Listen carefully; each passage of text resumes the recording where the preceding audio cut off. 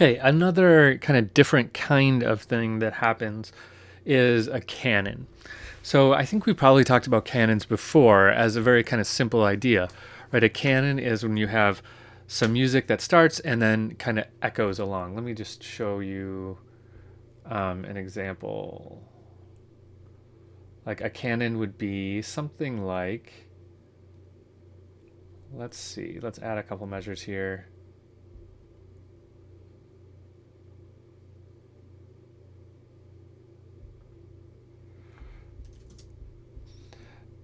And let's take our fugue subject just for the heck of it.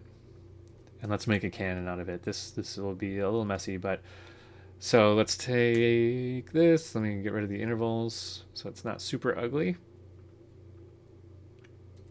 And then I'm just going to do this a few times.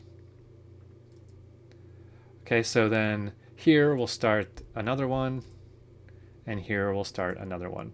So exactly the same, just like in canon, right? So we start here, no transposition, and it just keeps going, right? Let's just out of curiosity hear what that does. This might be a total mess.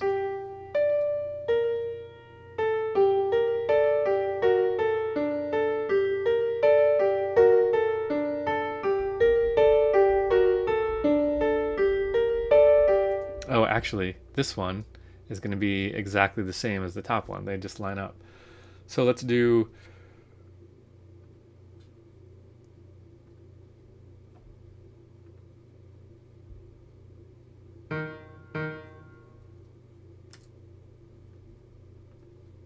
Can I do that?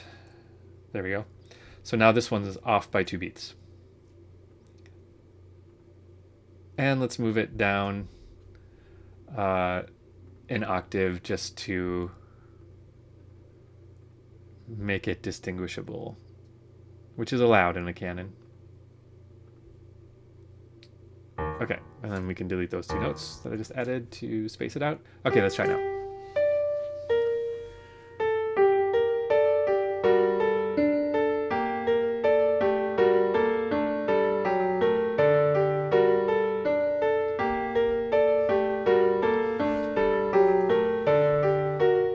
Okay, so that sounds terrible.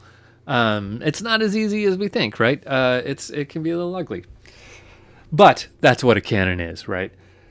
So we can use a canon, but done not as stupid as that one, in a fugue. So check this out. This is an invention, so it's a little bit different than a fugue, but not all that much different. And this is a new one. This is invention number 2 in C minor. What we have here is the subject used as a canon. Now, how is that different? Here's what makes it different. So here's the subject.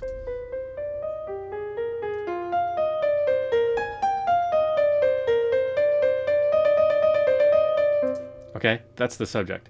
What happens next is the counter subject happens in the right hand up here, right? But in the left hand, we get the subject again, which is common in invention. But then at the end of it, we get the counter subject. It just continues going. So these continue to go in parallel for a long time. So subject and counter subject are kind of chasing each other, and that's a canon. Let's hear this first part.